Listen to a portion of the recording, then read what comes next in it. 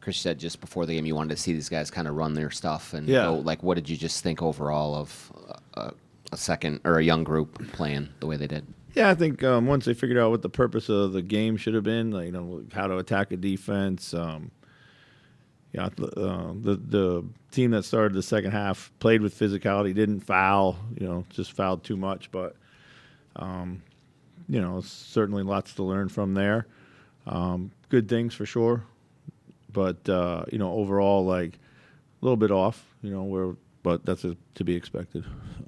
And they kind of say playing hard is a skill. Is that Luka? Is that just the way that he kind of Yeah, he only knows one way to play. He plays, gives you everything he's got. He's got a ton of game, battles, took charges, stands people up, fights, and thought he was, really good tonight, actually. Chris, how would you summarize Rob Dillingham's training camp and preseason? Mixed. It's typical ups and downs. I think for him, he's got to kind of start to understand the purpose of how he plays, right? I think he's kind of searching a hard road right now. He's trying to get himself going too hard, come down, play in the flow a little bit more, be a bit more of a distributor first. And then, when he gets into the heart of the defense with the quick, decisive move, he can really find people. But, it's just too much dribble, I think. Defensively, he's got to obviously – he's already given up size and weight. So he's got to be able to figure out how to win the battle early and not foul. Then you talked pregame about the idea of ball movement potentially drying up when the regular season comes around. Yeah.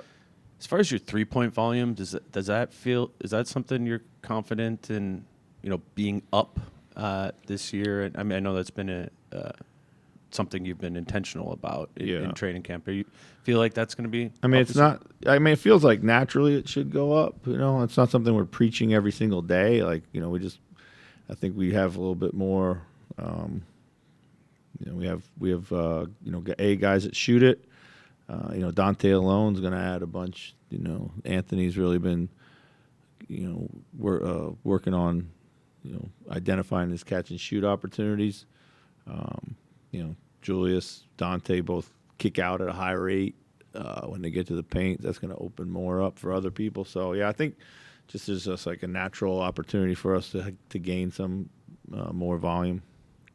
Chris, even in that last minute, you were kind of trying to coach to win. What is the value in trying to win everything you do? Yeah, I think it's why we do this. I mean, it's competitive. I hate to lose. Most guys that play the game that care enough hate to lose. Just they have to see that it matters. And it doesn't matter like who's on the floor. We're trying to win. We expect to win. Since we got here, we always talked about that. Got to expect to win, whether you're underdog, whether you're undermanned, whether you're under the weather. It doesn't matter. You got to win. Got to try to win. So. And with Josh, we've seen the production throughout preseason and certainly some like rim protection tonight. Yeah. What is there anything that you need to see from him for him to like solidify a spot in the rotation, or is it just kind of a situational thing, just given this roster right now? Yeah, I think it's situational. Defensively, I think Josh still has to understand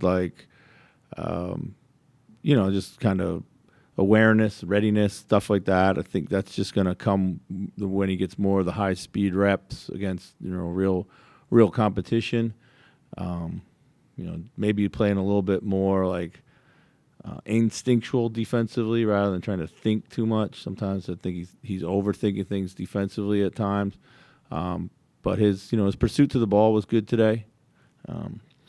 Just some game plan stuff I think was misapplied, but other than that, played well. He's had a great camp.